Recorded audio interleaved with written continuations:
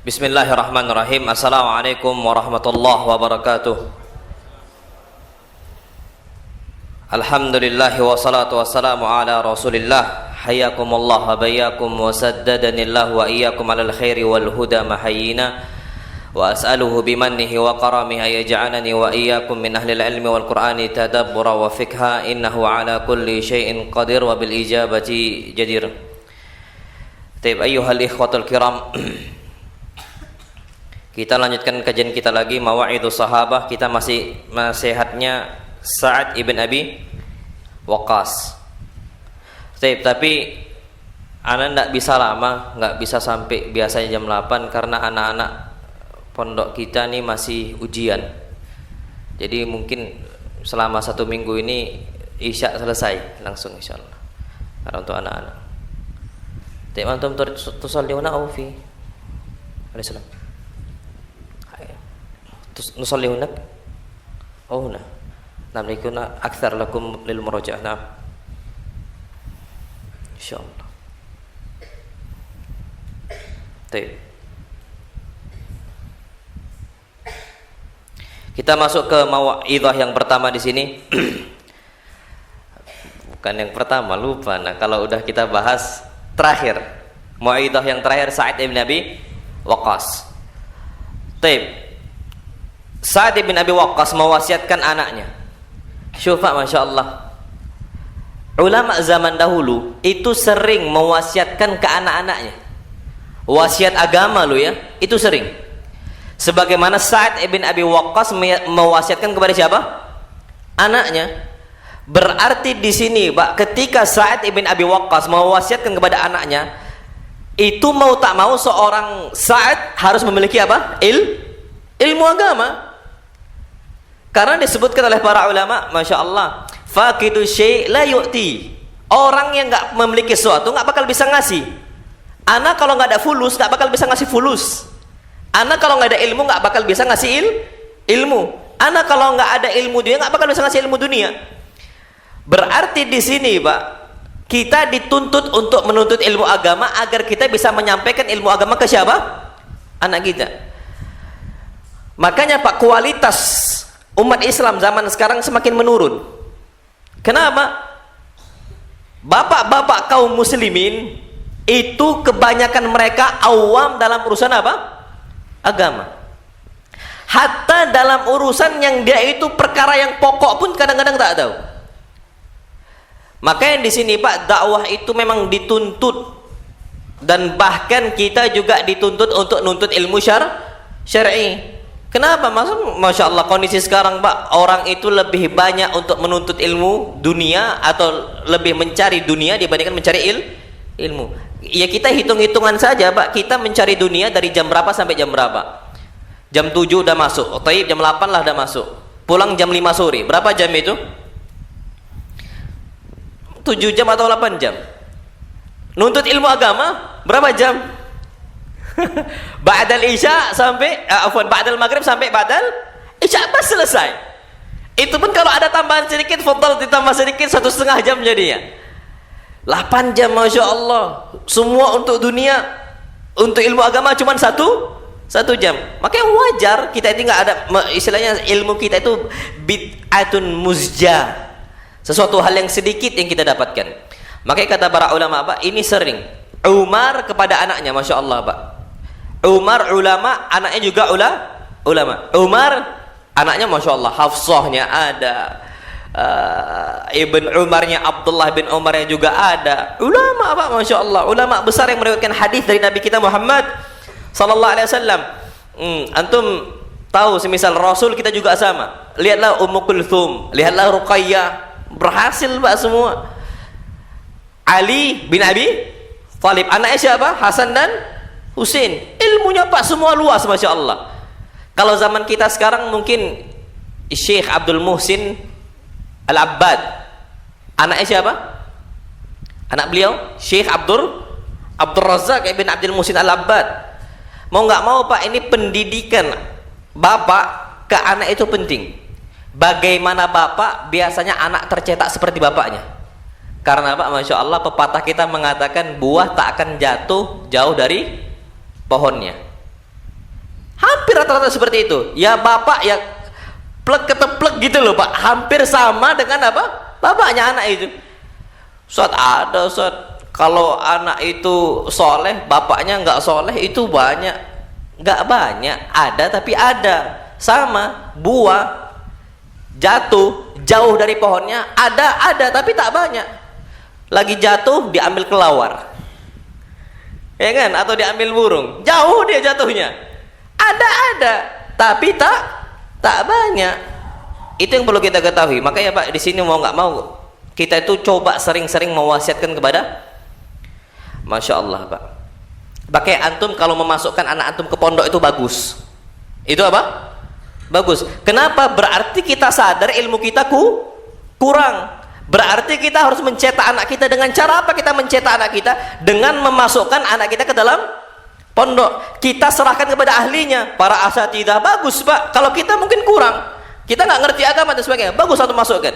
Tapi kesalahan banyak orang tua, kapan liburan anaknya Pak dibebaskan, Masya Allah, dikasih HP, diapain, keluar nggak diperhatikan, dan pakaiannya nggak diperhatikan, terus seperti itu. Keluar liburan Pak, habis liburan nakal lagi. Itu banyak, wallah banyak sekali Pak. Itulah kondisi Pak, ketika kita itu mau nggak mau orang tua itu berperan penting terhadap pendidikan anak. Itu dia Pak, Masya Allah. Makanya anak-anak kami nih Pak, itu semua wali santri itu Masya Allah setuju, dan bahkan mau nggak mau harus ngikuti. Jadi di rumah itu ndak banyak keluar, mereka itu di rumah sibuk dengan ilmu. Kami ambil satu kemuliaan dari dia, apa? Rambut kami botain Pak, plontos habis. Kenapa? Kalau dibotain biasanya nggak banyak gaya. Kalau kita nih kadang-kadang anak-anak nih jumpa kaca masjid begaya, nanti jumpa apa lagi begaya lagi, jadi sibuk sama begaya Pak. Belum apa-apa selfie, minjem HP sama uminya selfie, habis itu diposting di mana-mana. Wallah, anak kita rusak nanti. Coba Pak botak mau posting foto botak pelontos, malu kan? Oh, nggak mau malu. Ke pasar pakai peci, kemana pakai peci, kami botain semua ya Pak. Walhamdulillah anak kami ini ya manut gitu loh Pak, pulang-pulang alhamdulillah tetap manut gitu loh, karena mereka itu kebanyakan ya faham kondisi. Jadi itu kami jaga itu Pak terlalu, dan itu termasuk sunnahnya Umar Pak. Umar tuh asla, dan ketika beberapa sahabat yang terlalu terlihat agak tampan, beliau botakkan langsung biar nggak banyak gaya. Itu Umar bin Al-Khattab, sunnah beliau kita ambil.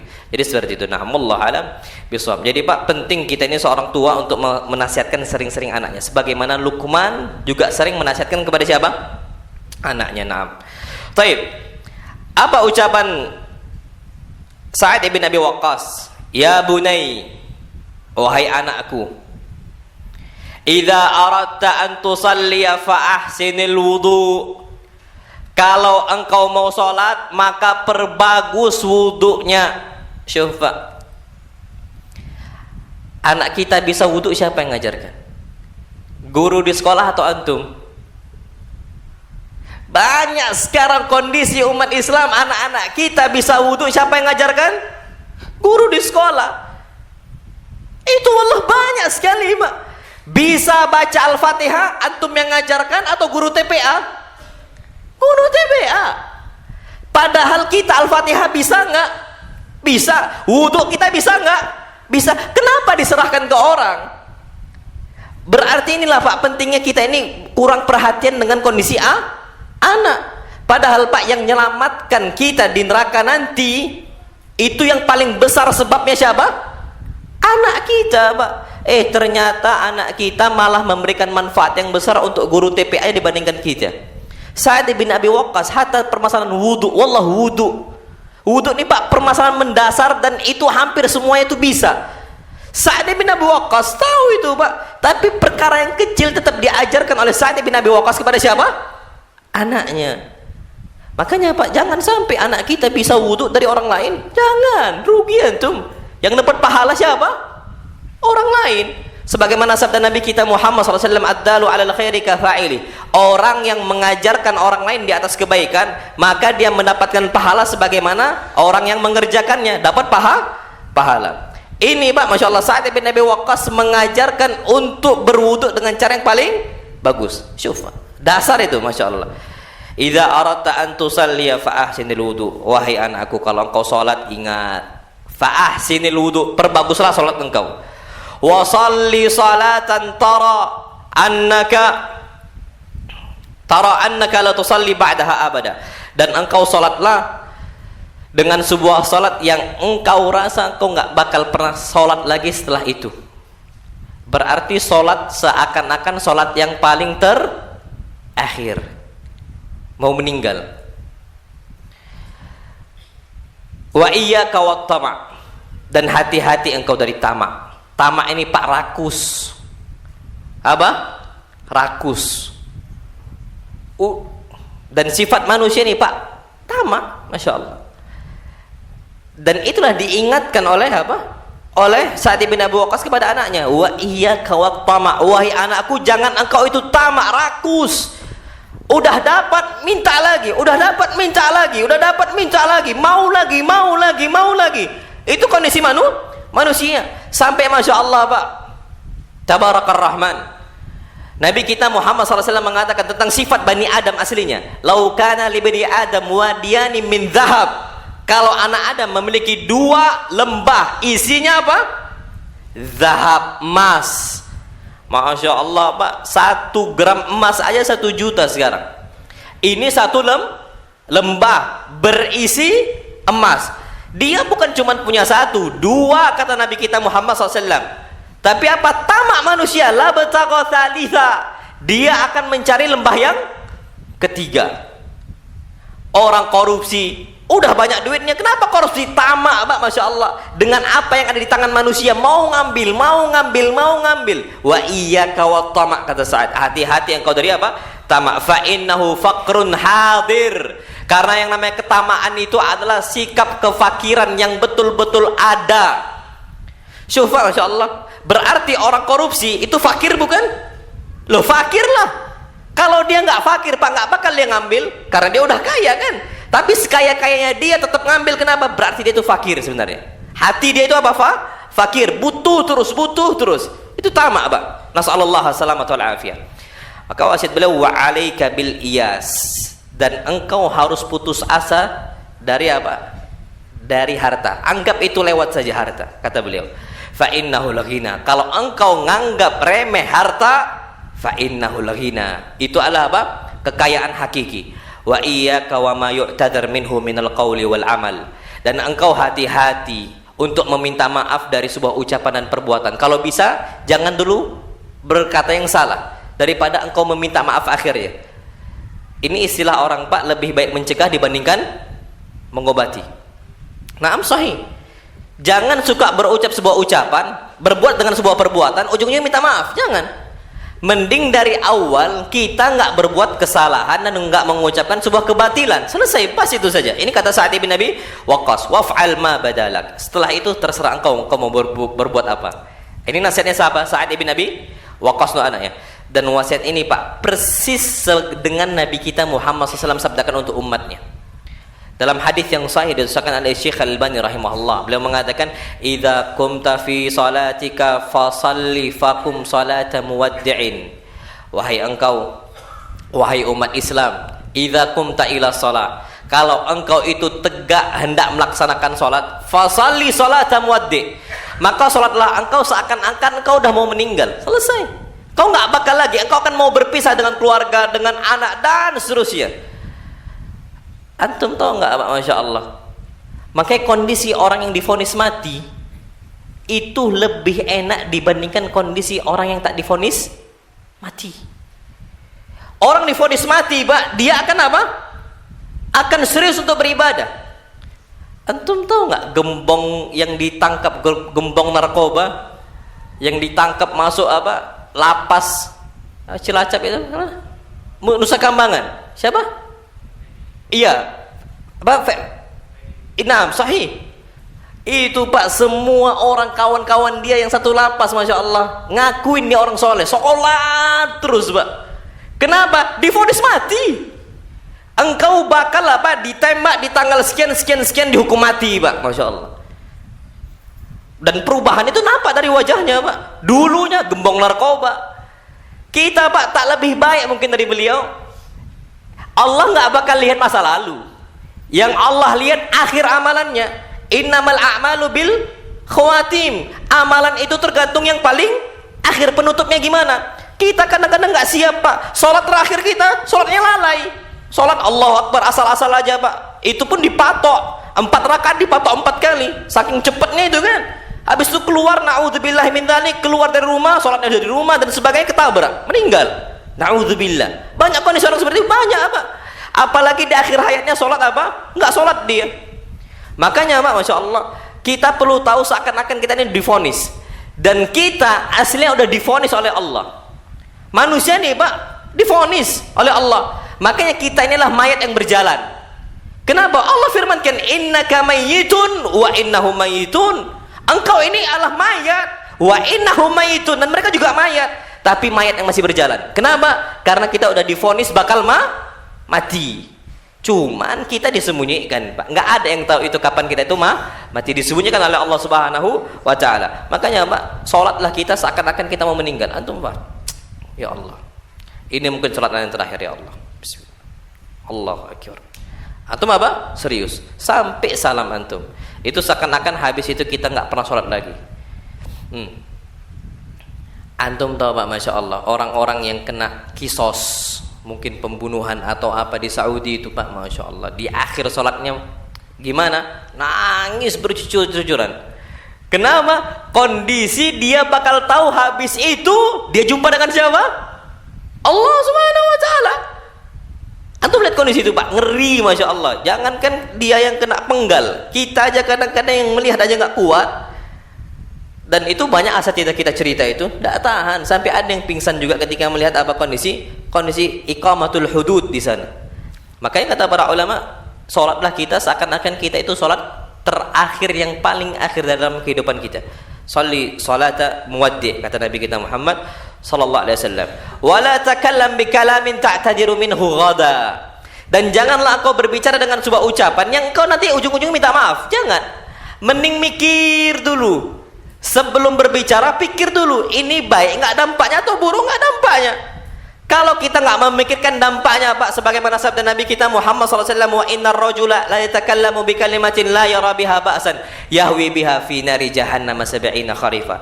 Sesungguhnya seorang tidaklah mengucapkan sebuah ucapan yang dia nggak memikirkan dampak buruknya, kecuali dia akan Allah jatuhkan ke dalam neraka jahanam 70 kharifa, 70 tahun. 70 tahun. 70 tahun itu Pak di akhirat.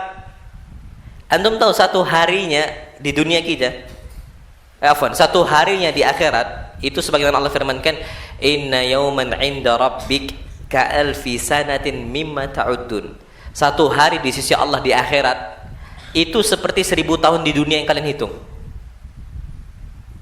Syuh. Satu hari di akhirat itu sama dengan 1000 tahun. Orang yang berbicara dengan sebuah ucapan yang salah, dia nggak memikirkan dampak buruknya Pak, masuk neraka jahanam selama 70 tahun. Satu hari tadi sama dengan 1000 tahun. Tapi Pak, berapa lama berarti dia diadab? Kalau 1 tahun ada 360 hari, kalikan 70, habis itu kalikan 1000 lagi, berapa? Gara-gara satu kalimat, la yatakallam bi kalimah, dia mengucapkan satu kalimat, diancam, diazab oleh Allah dengan lamanya seperti itu. 70 kharifah, 70 tahun, kalikan berapa hari? 360 hari, kalikan 360 hari, berapa jumlahnya semua? Kalikan 1000 lagi. Itulah seakan-akan kita itu diadab di dunia. Nggak ada yang betah Pak. Kita di dunia hidup 70 tahun, anggap 70 tahun. 70 tahun itu udah banyak cobaan, cobaan tetangga, cobaan apa, banyak sekali kadang-kadang. Ini Pak, kita udah sumpah hidup di dunia, pengen masuk surga, apalagi di neraka yang semuanya adalah azab dan nggak ada kenikmatan. Makanya Pak harus hati-hati kita ketika ingin berbicara. Terus apa kata beliau? Wa ajmi'il ya'sa amma fi aidin nas. Engkau harus tekadkan engkau itu enggak butuh dengan apa yang di tangan manusia.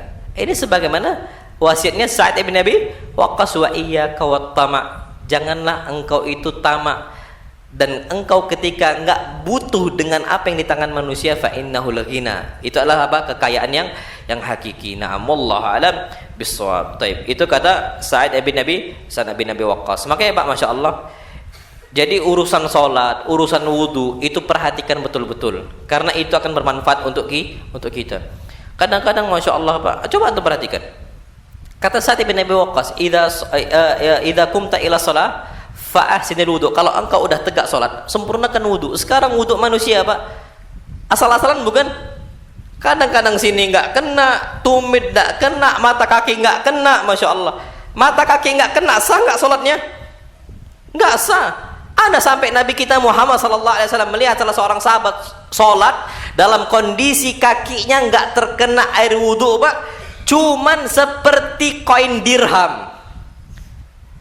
Seperti koin apa? Dirham. Lum'atu dirham, satu koin dirham itu gak kena air wudhu, cuma segitu. Nabi katakan apa? Salat ulang. Salli fa innaka lam tusalli. Salat lagi, engkau itu belum salat. Wudhu lagi nih, sampai 3 kali. Rupanya kondisinya dia gak terkena air wudhu anggotanya. Sekarang Masya Allah, hidupkan keran, cuman diginiin aja. Cuci apa? Cuci tangan. Ini gak kena, wajah mungkin sembarangan dan sebagainya. Nasallallahu salamata wal afiyah. Padahal yang menyelamatkan kita adalah anggota wudu di akhir kiamat nanti. Antum tahu Pak, Masya Allah, sampai Nabi kita Muhammad sallallahu alaihi wasallam dalam hadis yang sahih beliau mengatakan, inna ummati yud'auna yaumal qiyamati ghurran muhajjilina min atharil wudu. Umat aku akan dipanggil oleh Allah Subhanahu wa taala pada hari kiamat nanti ghurran, wajahnya bercahaya, muhajjilin, tangan dan kakinya bercahaya, min atharil wudu, karena bekas wudu. Makanya Pak, semua orang beriman mengatakan Rabbana atmim lana nurana, ya Allah sempurnakan bagi kami cahaya kami, jangan redupkan. Tapi orang malas wudu Pak, di dunia udahlah redup mukanya udahlah kucel, kotor, berminyak pula. Habis itu apa? Di akhirat tambah gelap di dunia, gelap di akhirat. Akhirnya apa? Ya sudah, nggak bakal dia tahu jalan menuju surga, ujung-ujungnya malah masuk ke dalam api neraka. Yang menyelamatkan Pak anggota wudu sebab terbesar juga. Makanya rajin-rajin wudu. Dan bahkan Masya Allah, saking besarnya pahala wudu Pak, syaitan itu berusaha gimana manusia itu malas wudu. Sampai Nabi kita Muhammad SAW bersabda, beliau mengatakan, istaqimu walan tuhsu. Istiqomahlah kalian dalam beribadah. Walan yuhafidh 'alal wudu illa mu'min. Dan enggak bakal ada yang bisa menjaga wudunya konsisten selalu wudu di atas kesucian illa mu'min, kecuali orang yang beriman yang sempurna. Syufa sekarang kondisi kita, kapan kentut wudu enggak kita? Enggak. Kita wudu kapan mau sholat aja. Tapi Nabi kita Muhammad SAW dengan para sahabatnya itu Pak, Masya Allah, menjaga kesucian dia. Hatta mereka ini ketika hadas, hilang kesucian mereka, ketoharah mereka ambil lagi air wudu, mereka wudu kembali, biar mereka ini berusaha untuk cepat apa? Bersuci. Bayangkan Pak, kondisi sampai seperti itu, saking semangatnya mereka. Dan syaitan berusaha untuk malas kita itu berwudu. Kita sholat Pak, kita apa? Sholat. Saking kita dibuatnya malas oleh syaitan, pas sholat mau kentut ditahan-tahan kan.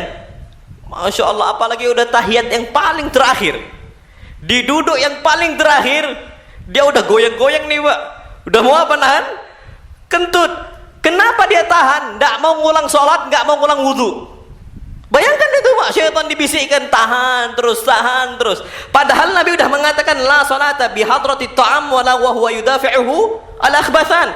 Nggak boleh, nggak sempurna sholat kalian ketika kalian itu sholat dalam kondisi makanan dihidangkan. Dan nggak sempurna sholat kalian ketika kalian itu menahan BAB, buang air kecil dan kentut. Ini sabda siapa? Nabi kita Muhammad sallallahu alaihi wasallam. Jadi Pak, kondisi kita dibuat syaitan tuh malas.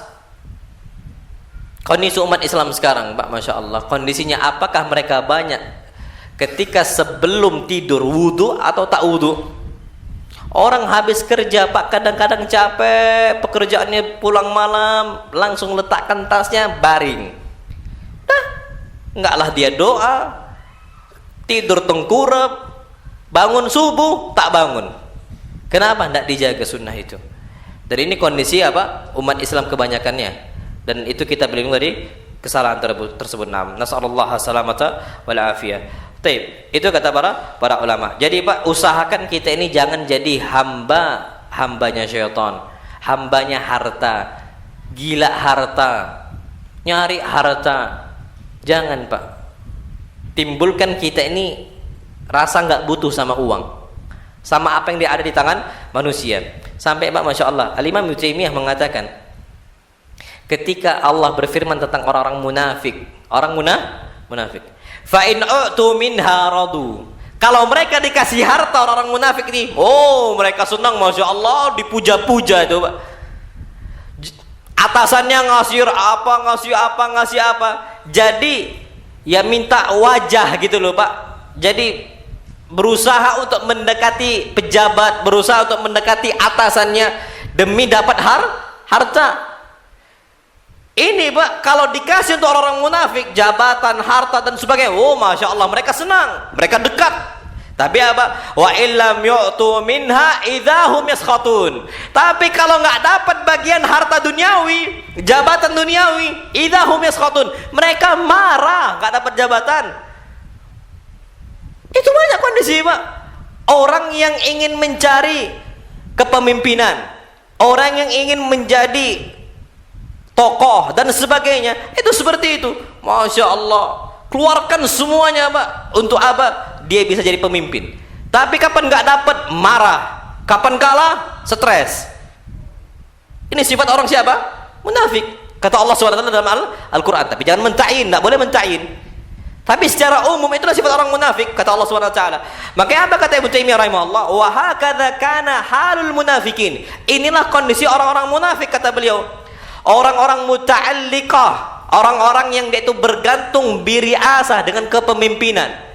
Nempel terus berusaha untuk mencari apa? Kursi. Au sarwah atau kekayaan, Pak, Masya Allah. Mikirnya harta. Wa nahwi dzalika min ahwa'i nafsi, atau yang semisalnya dengan hawa nafsu dia.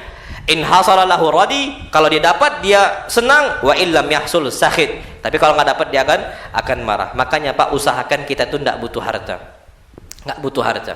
Itu usahakan seperti itu. Na'am, wallahu alam bissawab. Oke, antum tahu Pak, Al-Imam Abu Hanifah kenapa enggak mau jadi qadi? Enggak mau jadi qadi ini hakim, enggak mau. Sampai Abu Hanifah nolak berkali-kali dicambuk. Anda udah sampai kan kalau salah sini. Karena nggak mau jadi budak dunia. Karena banyak orang hakim di zaman dulu sampai zaman kita sekarang itu apa? Rikun lil mal, budak harta. Budak harta Pak, banyak. Disogok kita qaulukum. Ana akan bersama ucapan antum. Yang penting ada fulus. Ada fulus mulus. Tak ada fulus tak mulus. Itu kondisi kaidah mereka. Nasallallahu alaihi wasallam. Ujung-ujungnya Pak, kondisi seperti itu. Abu Hanifah tidak mau Pak, ditolak berkali-kali sampai Abu Hanifah dicambuk berkali-kali. Gak mau tetap Abu Hanifah untuk jadi qadi. Sekarang Pak, orang berbondong-bondong gimana kondisinya biar bisa jadi hakim. Biar dapat fulus nih Pak. Semakin tebal amplopnya itu yang dia pilih. Itu kondisi nasallallahu alaihi wasallam. Makanya Pak, usahakan kita ini tidak butuh hal-hal seperti itu. Hatta kita kaya sekaya-kaya pun buang, jadikan itu jalan Allah SWT. Taruh di masjid, taruh di pondok dan seterusnya. Itu apa? Lebih berkah untuk kita. Wallahu alam bissawab. Itu nasihat beliau. Jadi usahakan Pak, jangan sampai kita menjadi hamba dunia. Dan itu yang Nabi SAW sabdakan, ta'isa abdud dinar, ta'isa abdud dirham, ta'isa abdul makhisah, ta'isa wantukis. Celakalah hamba dinar, hamba dirham, fulus, rupiahnya, dolarnya, para pencari dolar. Masya Allah, dicari terus seperti itu Pak. Celaka mereka, kata Nabi kita Muhammad sallallahu alaihi wasallam, ta'isa abdul makhilah wal makhisa. Orang budak merek pakaian. Masya Allah, ada pakaian nih Masya Allah merek mahal ini, sampai Pak lebih suka barang second yang hancur, yang penting bermerek, dibandingkan baru yang tak bermerek. Itu banyak kondisi orang itu Pak seperti itu. Kapan nggak bermerek dibuang sama dia. Ta'isa abdul makhisa.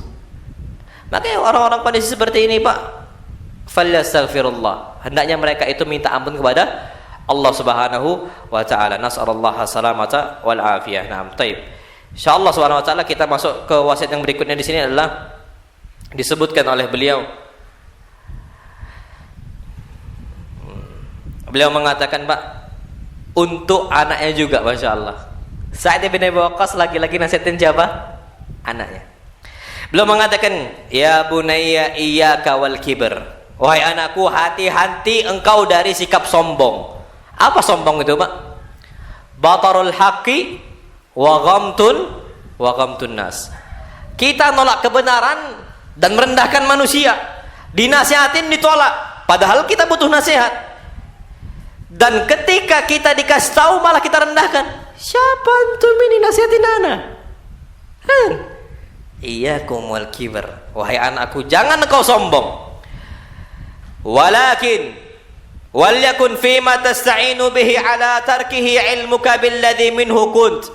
Engkau kalau bisa minta tolonglah untuk meninggalkan kesombongan. Dengan cara apa? Engkau perlu tahu bahwasanya engkau itu berasal dari apa, kata beliau.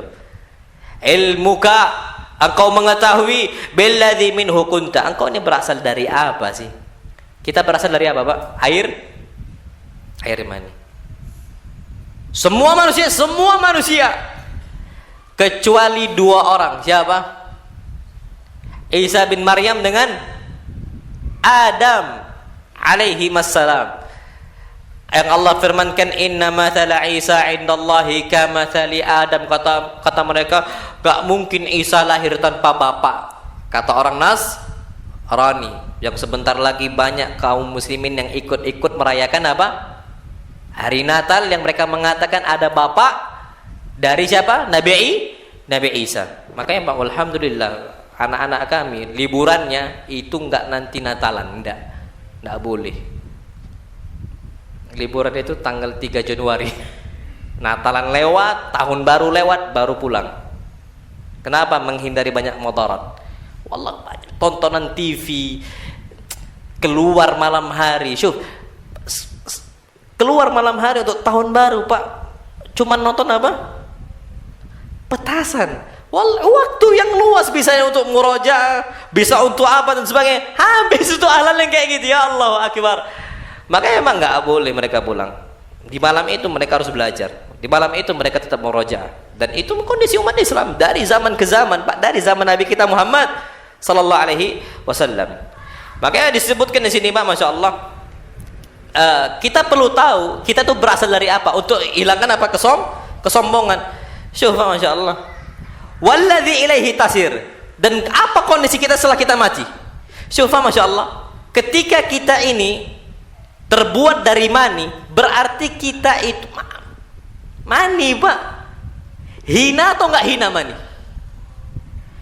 Mani Pak, hina atau tak hina? Wallahi hina. Allah katakan mimma'in mahin, kan? Mani itu dari mahin. Hina mani itu Pak. Dan kita terbuat dari air mani yang terhina, kata Allah. Kalau ada mani di sini Pak, bubar kajian kita, ya kan? Kalau ada air mani suci wala najis? Suci. Tapi kalau ada di sini Pak, kabur gak kita? Kabur kita Pak, saking hinanya kita Pak, Masya Allah.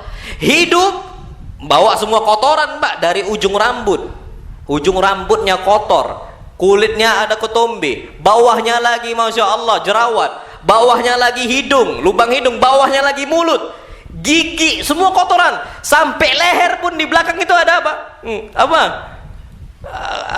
istilah anak santri dulu itu, bawahnya lagi ketiaknya kotor lagi. Sampai bau manusia itu berasal dari apa? Ketiak. Bawahnya lagi kotor. Semua sampai ujung kaki, kukunya pun ada. Dan kita mau sombong Pak di atas semua itu. Makanya apa kata beliau? Sa'd bin Abi Waqqas, ingat kamu berasal dari apa wahai anakku? Dan engkau hidup bagaimana? Wa man ladzi ilaihi tasir, dan engkau gimana kondisi engkau setelah mati? Kondisinya apa? Dimakan belatung. Antum tahu belatung Pak? Kalau ada satu bangkai kambing Pak dimakan belatung, antum makan nggak kambingnya? Bukan belatungnya loh Pak, kambingnya. Ada daging kambing dimakan belatung, bukan ngomong makan belatungnya, kambingnya. Atau makan nggak? Itu kondisi kita Pak kalau kita udah mati. Semua apa? Jijik, kotor, jorok. Kondisi apa? Kondisi kita. Gimana kita mau sombong? Wa kaifal kibr ma'an nutfah allati minha khuliqta. Itulah gimana kau mau sombong kalau kau diciptakan dari air mani. Itu kata beliau. Warrahim allati minha qudhifta wal ghidha alladhi bihi ghudhita. Dan engkau ketika di rahim, kata beliau, syuk. Dan engkau ketika di rahim, engkau makan apa? Makan apa Pak ketika di rahim? Darah, haid. Antum tahu kenapa ibu-ibu kita, kalau istri-istri kita kalau mereka hamil, haid atau enggak haid mereka? Haid enggak mereka Pak? Enggak haid. Allah jadikan darah haid Pak gizi untuk janin. Mau sombong kita? Ini kondisinya Pak. Itu gizi kita. Dan beliau katakan wal ghidha alladhi bihi ghudhita. Engkau ingat enggak gizi engkau dulu ketika engkau masih di janin? Engkau masih di rahim, engkau masih janin. Engkau makan apa? Haid. Darah apa? Darah haid. Itu kondisi umat manusia semuanya, wallahi semuanya. Maka bagaimana mungkin kita mau sombong? Dan pun Pak kalau mau sombong kita, masya Allah, sampai disebutkan in kanal kibr li husni surah. Taib, antum mau sombong, kondisi kita mau sombong karena wajah kita ganteng. Yang buat wajah kita ganteng Pak, Allah atau kita sendiri yang buat? Allah. Maka apa kata beliau? Fama antal ladzi sawwarta nafsak, bukan engkau yang gambar wajah engkau, bukan, tapi Allah yang takdirkan wajah engkau seperti itu akhirnya ganteng.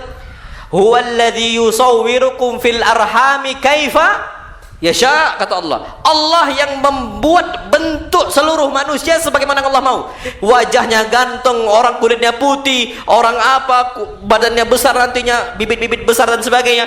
Huwallazi yusawwirukum fil arham. Allah yang membuat bentuk itu sejak kalian di rahim. Kaifa yasha, sebagaimana yang Allah mau. Kita mau sombong, ternyata kita ini dikasih sama Allah.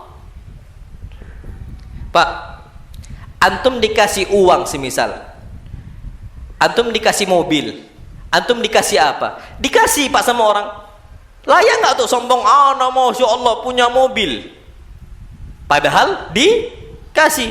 Ana dari uang ana sendiri, padahal dikasih.